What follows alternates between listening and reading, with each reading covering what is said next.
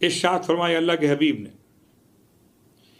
इंसान के नामे आमाल जो फरिश्ते लिखते हैं किरामन कातिबीन, वो इंसान के नामे आमाल सुबह से शाम तक लिखते, फिर ये लिखने वाले फरिश्ते नामे आमाल को ऊपर ले जाते।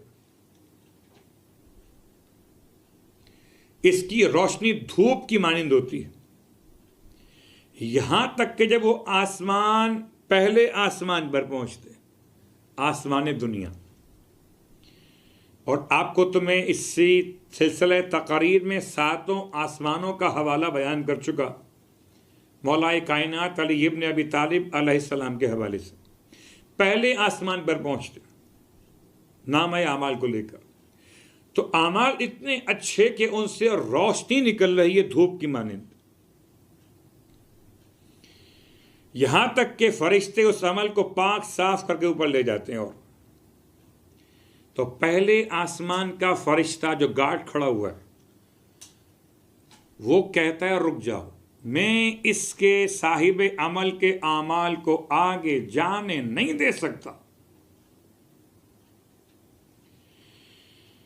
इसके नामे आमाल के जितने आमाल हैं इसके साहिब के मुंह पर दे मारो,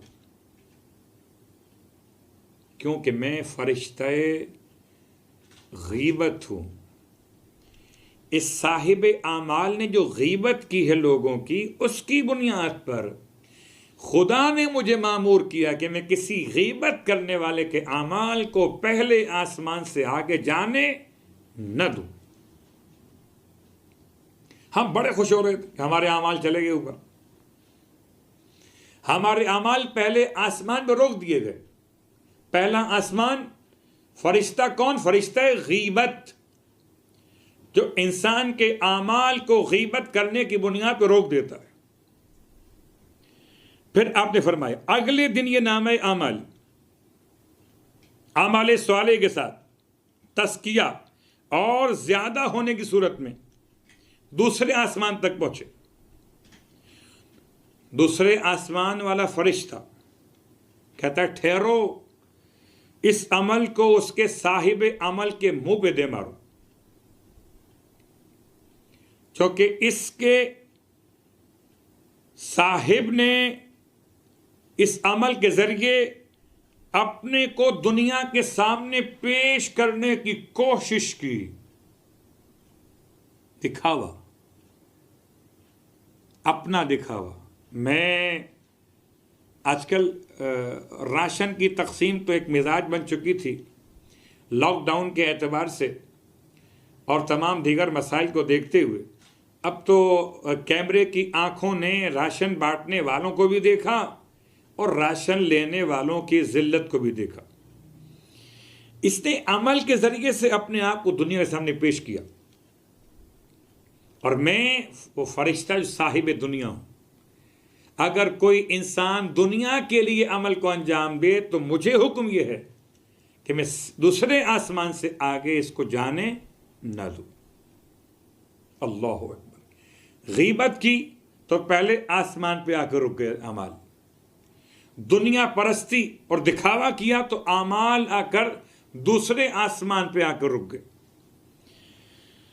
उसके बाद फिर फरमाया अल्लाह के हबीब ने, लिखने वाले उसके नाम आमाल में सदका, नमाज पूरा भरा हुआ खुशी खुशी ऊपर ले जाते और तीसरे आसमान तक पहुंच जाते। तो फरिश्ता कहता ठहरो, तीसरे आसमान का फरिश्ता रोक लेता, ठहरो, इस अमल को साहिब अमल के मुंह पर दे मारो। अल्लाह अकबर। क्यों? कि मैं साहिब किब्र फरिश्ता हूं। ये अमल करने वाला तकब्बुर का शिकार था, मुझे हुक्म है कि मैं इसके अमल को इस आसमान से आगे जाने न दूं। बैठकर सबके सामने तकब्बुर किया करता था, मुझे खुदा का हुक्म है कि मैं इसके अमाल को इस आसमान से आगे जाने नहीं दूंगा। अब आइए फिर फरमाते हैं अल्लाह के हबीब, कि अगले दिन ये नाम आमाल बंदे के इस अमल की बुनियाद से इसमें तस्बीह हो, रोज़ा और हज हो, और इनके ज़रिए ये चमकते हुए इस तरह से आसमान में तारे चमकते हैं। जब चौथे आसमान तक पहुंचेंगे, अब कोई इंसान गीबत नहीं करता, दिखावा नहीं करता, तकब्बुर नहीं करता। अब उसका अमल कहाँ जाएगा ऊपर? क्या चौथे आसमान तक पहुंच गया। चौथे आसमान के फरिश्ते ने रोक दिया, गेट बंद कर दिया। क्या इसके अमल को इसके साहिब के मुंह पे दे मारो। क्यों? आप कौन है? क्या मैं साहिब उजूब हूं?